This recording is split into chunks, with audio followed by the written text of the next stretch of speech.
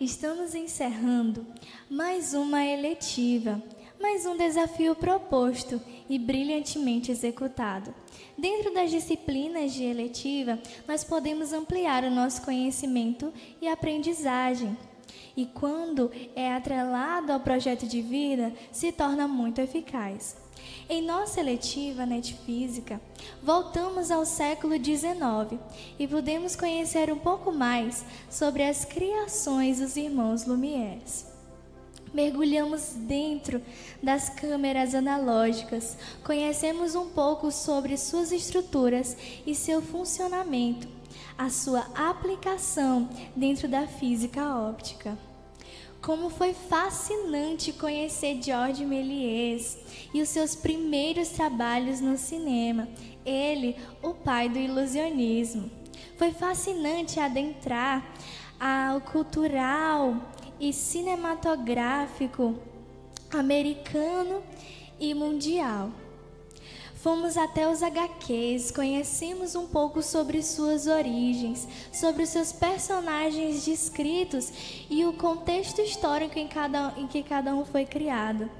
Até poderia citar um dos meus preferidos, que foi Iron Man, criado na Guerra do Vietnã do Norte contra o Vietnã do Sul, onde Stan Lee destaca sangrentamente sobre aquela guerra nos quadrinhos. Na história do cinema, também conhecemos uma pessoa muito importante, uma atriz, a primeira atriz negra chamada Hattie McDaniel, a ganhar o Oscar por atriz coadjuvante no filme O Vento Levou. Também conhecemos um pouco dos bastidores do cinema e a magia da ciência dentro daqueles telões. Viajamos no tempo, mais diversos filmes e conceitos, e aqui viajaremos uma vez através de apresentações dos nossos alunos e protagonistas. A primeira delas nos levará novamente neste tempo. Elas, Brenda e Laísla, nossas alunas protagonistas que falarão sobre a história da câmera. Ao longo de séculos, inventos, ideias e dispositivos foram criados para constituir o que hoje chamamos de história do cinema. Luz e sombra, refração e reflexão, estudos da óptica e cinética, também a fisionomia do olho humano foram elementos desenvolvidos para criar o que hoje chamamos de técnica cinematográfica.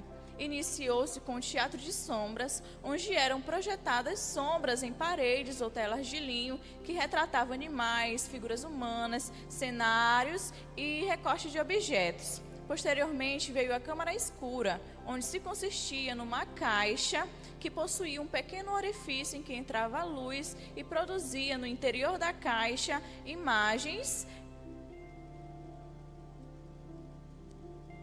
de forma invertida.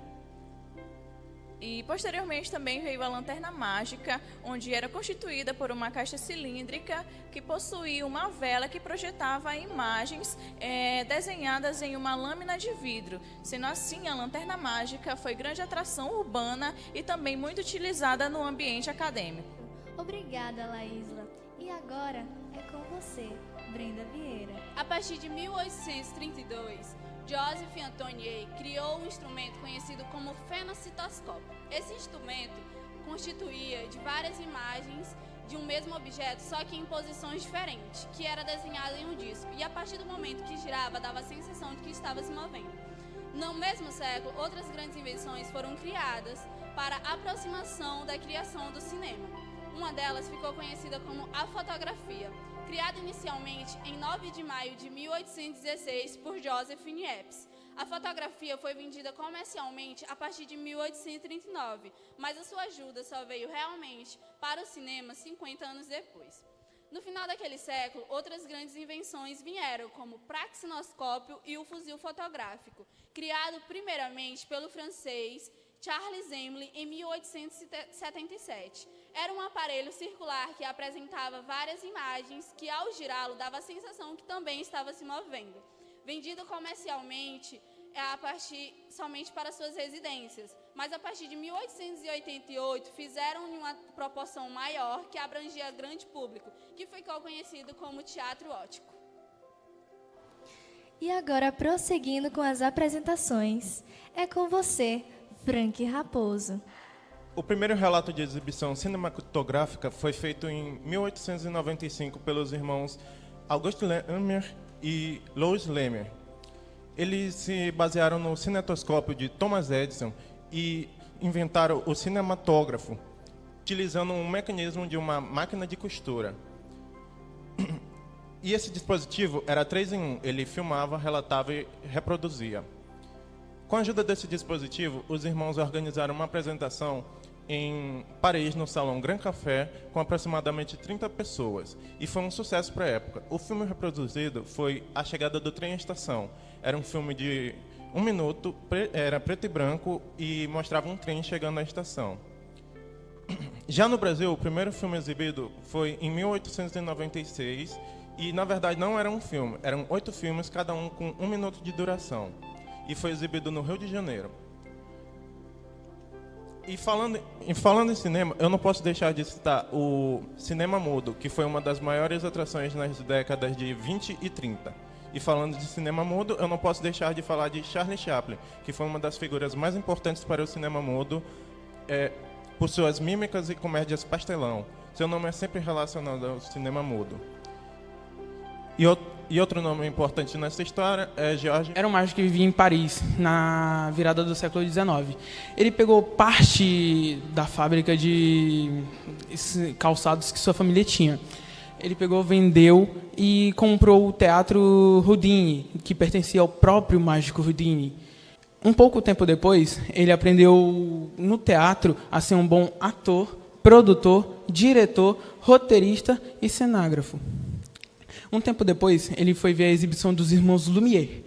Nessa exibição, ele ficou apaixonado por uma filmadora chamada Cinematógrafo. Ele tentou comprar essa filmadora dos irmãos Lumière, mas os irmãos Lumière não queriam vender. Então, ele teve que resolver de outra forma para encontrar uma delas. Ele foi a Londres comprar uma genérica. Ele voltou para Paris e, nessa volta, ele pegou e desmontou ela todinha para tentar entender como ela funcionava. Ele compreendeu, ele aperfeiçoou, melhorou e fez a câmera junto com essa filmadora. Mas isso aí não foi a revolução exata. A revolução exata veio de um defeito nessa mesma câmera. Em um dia onde ele estava filmando nas ruas de Paris, ele encontrou que a câmera emperrou, travou. Esse defeito ele tentou resolver batendo nela, até que, quando ele consertou, foi rever a filmagem, ele encontrou um novo efeito chamado stop motion, que ele mesmo nomeou. Esse efeito foi um dos vários usados até hoje em dia, como um dos fading out, cenas cortadas, tela dividida e a famosa narrativa de cenas, que foi usada em todos os filmes, basicamente, que é uma parte mega importante, e ele mesmo criou. Temos que constar também que, depois todos esses efeitos aprimorados e colocados em um filme, atraiu várias pessoas para o seu teatro. Várias pessoas suficientes para ele conseguir dinheiro para fazer um estúdio em Londres. Com isso, ele também criou sua própria companhia, chamada Star Films. Em 1902, ele criou o filme Viagem à Lua. O famoso filme dele que, comparado com os demais, que duravam 1 minuto, 2, até menos,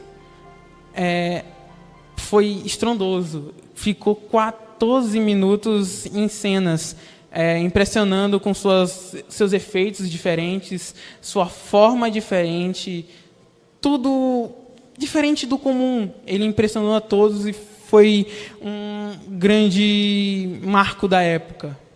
Em 1914, ele veio à decadência, já que ele não sabia negociar, e sim sabia fazer filmes e ser um bom roteirista. Ele negociou a Stars Filmes e várias outras coisas, que futuramente viria a dar um grande prejuízo.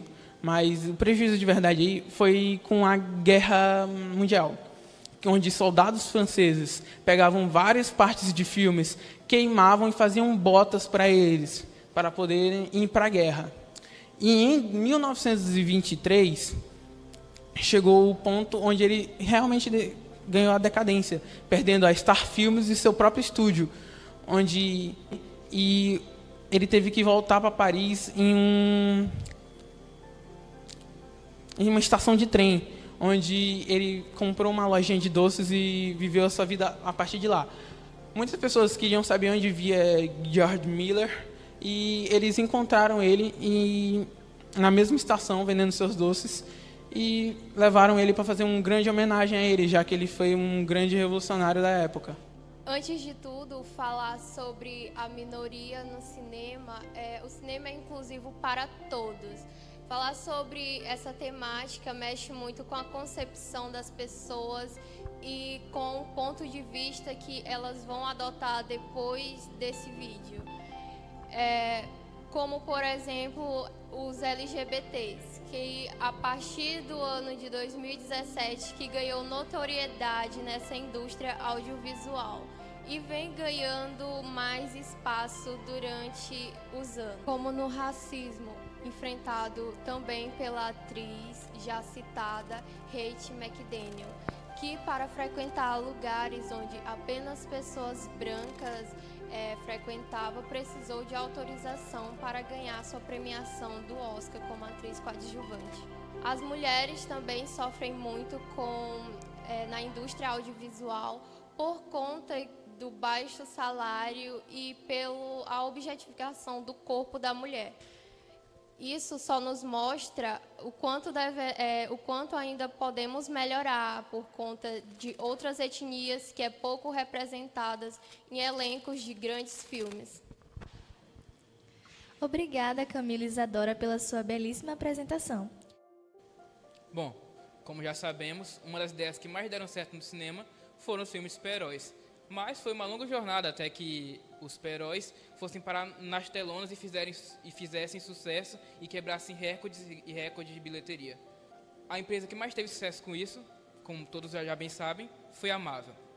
Tudo isso surgiu com um gênio chamado Stanley Martin Lieber, mais conhecido como Stan Lee.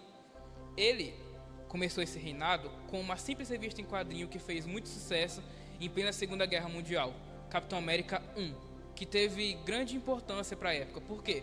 Bem, a icônica capa do Capitão América socando na cara de Hitler rodou o mundo inteiro, fazendo render mais de 1 milhão de cópias. Até porque, naquele momento, se passava um caos no mundo inteiro.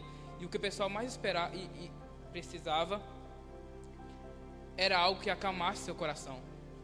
E sempre foi uma característica do Stan Lee, fazer super-heróis que se assemelhavam com o povo e com a sociedade, como os X-Men, mostrando que ser diferente não é ser ruim. O Hulk em plena bomba de Hiroshima e Nagasaki e o Pantera Negra e sua representatividade preta. Com isso, nós terminamos o nosso trabalho. Da próxima vez que você abrir a sua Netflix, que você possa observar um pouco mais os detalhes e como a ciência influencia no seu entretenimento. Agradecemos a todos e essa foi a nossa seletiva Netflix!